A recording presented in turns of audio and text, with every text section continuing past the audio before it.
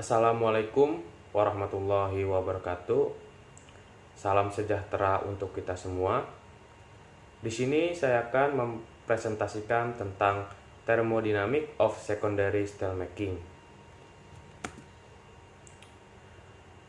Kami dari kelompok 25 dengan dianggotai 2 orang.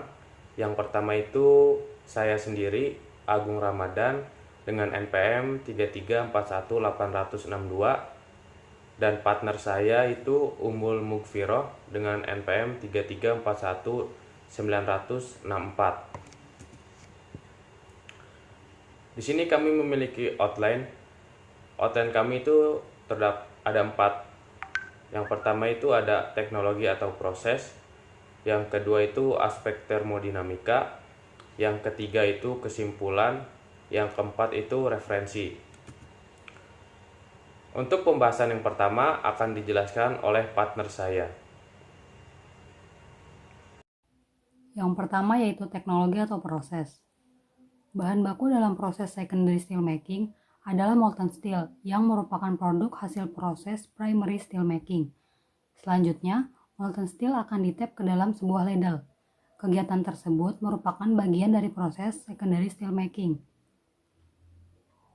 Kemudian industri di Indonesia yang memproduksi baja diantaranya yaitu pabrik Krakatau Steel dan pabrik Krakatau Posko. Kedua pabrik tersebut menggunakan proses secondary steelmaking pada proses produksinya.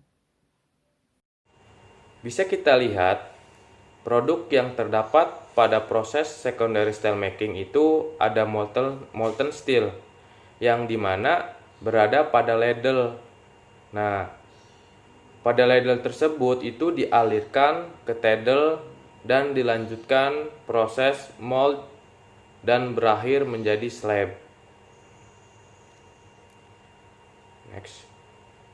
Pada saat proses secondary steelmaking terdapat 4 proses. Yang pertama itu ada AOD atau argon carbon decarburation. Yang kedua itu ada VOD atau vacuum oxygen decarburation. Yang ketiga itu ada CLU, Chrysler-Adelholm. Yang keempat itu ada LF atau ladle furnace. Next. Nah, yang pertama itu argon oxygen decarburation.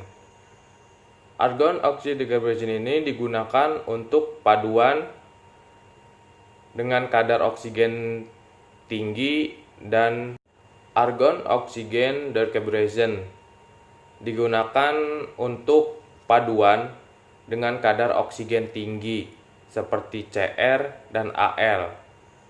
Terdapat juga proses pembuatan stainless steel, di mana bisa kita lihat pada gambar bahwa AR dan O2, N2 dan air ini ditiupkan pada bagian bawah si argon, dan pada bagian atas itu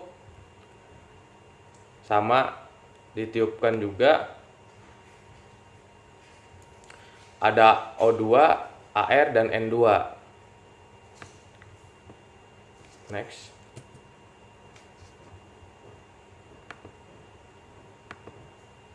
Nah, pada vacuum oxygen decarburation ini memiliki keuntungan tersendiri, di mana yang pertama itu penghematan biaya bahan baku, yang kedua itu ada biaya material rendah, yang ketiga itu ada proses desulfurisasi cepat serta kandungan sulfur dari hasil yang didapat kurang hingga 0,001%.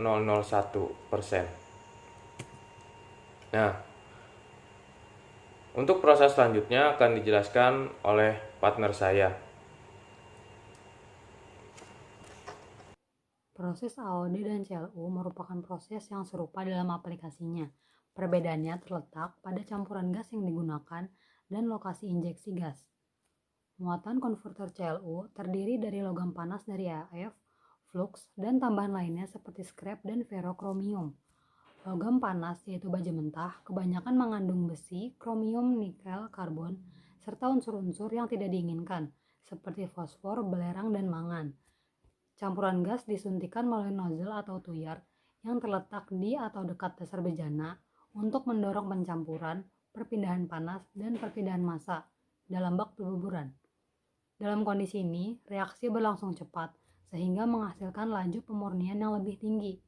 Saat reaksi berlangsung, 3 fase terbentuk di dalam bak, yaitu baja cair, terak cair, dan gas. Fase yang lebih ringan yaitu terak, mengapung di atas fase yang lebih berat yaitu baja cair selama proses pemurnian. Keuntungan dari CLU converter yaitu kemungkinan mengendalikan suhu, kemudian biaya gas pengenceran yang lebih rendah, kemudian prosesnya menggunakan harga yang lebih murah, serta suhu operasinya rendah.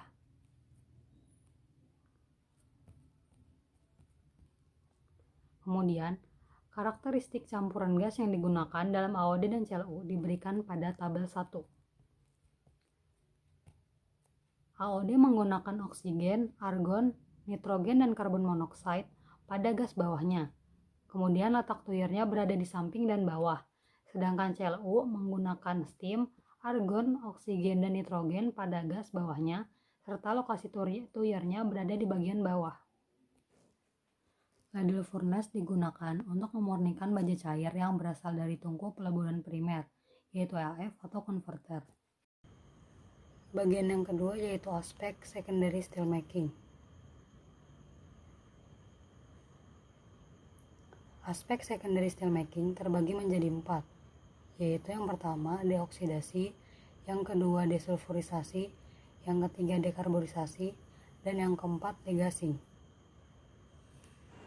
Reaksi deoksidasi yaitu kelarutan oksigen dalam baja cair. Nah, di sini terdapat rumus yaitu K0 sama dengan H0 per PO2, di mana K0 ini tetapan kesetimbangan proses deoksidasi, PO2 ini tekanan parsial oksigen, H0 ini aktivitas oksigen terlarut dalam baja cair dengan acuan 1 WT dalam keadaan standar. Next. Tadi sudah kita jelaskan bahwa rumus yang tadi itu bisa kita gunakan dalam proses penguraian, di mana aluminium silikon ini dan mangan adalah pendeoksida yang paling umum digunakan dalam pembuatan baja. Next. Nah, di sini saya akan menjelaskan pada diagram Ellingham. Diagram Ellingham ini terdapat beberapa garis. Garis-garis ini terdapat unsur-unsur tertentu. Nah, di mana garis yang berbeda, di mana pembacanya garis terbawah akan mereduksi garis yang terdapat di atasnya. Jika garis yang bawah ini unsurnya aluminium, akan mereduksi silikon. Nah, di sini terdapat ada diagram Turner. Untuk pembacanya ini pada diagram Turner ini biasanya kita lihat memiliki 3 komponen. Terdapat 3 komponen yaitu SiO2 yang atas, yang samping kiri itu ada MnO, yang samping kanan itu ada Al2O3. Cara mengetahuinya itu di situ ada 0 hingga 100, itu ditarik garis lurus dari 3 sisi yang berbeda hingga terdapat perpotongan yang menandakan komposisi pada material. Proses selanjutnya adalah desulfurisasi. Proses desulfurisasi merupakan proses reduksi. Maksudnya, unsur sulfur yang terlarut dalam baja cair akan direduksi menjadi ion sulfida. Kelarutan sulfur dalam baja cair yaitu setengah S2 gas menjadi S padatan. Diagram Ellingham tersebut menunjukkan beberapa reduktor yang akan mereduksi sulfur menjadi ion sulfida. Contohnya yaitu magnesium. Dengan persamaan reaksi, 2 magnesium ditambah gas sulfida menjadi 2 magnesium sulfida. Dekarburisasi atau biasa disebut perbaikan yang bisa dicapai dengan pemanasan dalam media gas dengan komposisi tetap agar logam tidak ikut bereaksi. Terdapat contoh reaksi yaitu FeO plus C menjadi CO plus Fe. Kemudian selanjutnya adalah degassing. Vakum degassing dapat digunakan untuk mengurangi nitrogen, hidrogen, dan oksigen di dalam baja cair. Selain itu juga dapat digunakan untuk mengurangi kandungan karbon menjadi sangat rendah. Dari tabel tersebut dapat dilihat bahwa dalam proses degassing terdapat 3 reaksi penghilangan gas, yaitu hidrogen, nitrogen, dan karbon monoksida. Dari tabel tersebut terlihat hubungan antara kesetimbangan dengan temperatur dan persamaan reaksinya. Kesimpulan kami itu ada 3.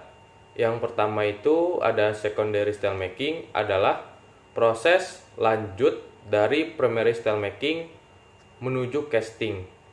Nah, yang kedua itu proses yang terjadi pada secondary steel making ini adalah deoksidasi, desulfurisasi, dekarburasi, dan degassing. Nah, kesimpulan yang ketiga itu secondary steel making perlu dilakukan untuk menghasilkan baja yang sesuai dengan grade-nya. Next. Referensi. Ini dia referensi yang kami gunakan pada presentasi kali ini. Ini dia. Terima kasih. Sekian pemaparan presentasi pada kelompok kami. Bila ada kekurangan, mohon dimaafkan. Jika ada yang ingin bertanya, silahkan di kolom komentar. Terima kasih. Wassalamualaikum warahmatullahi wabarakatuh.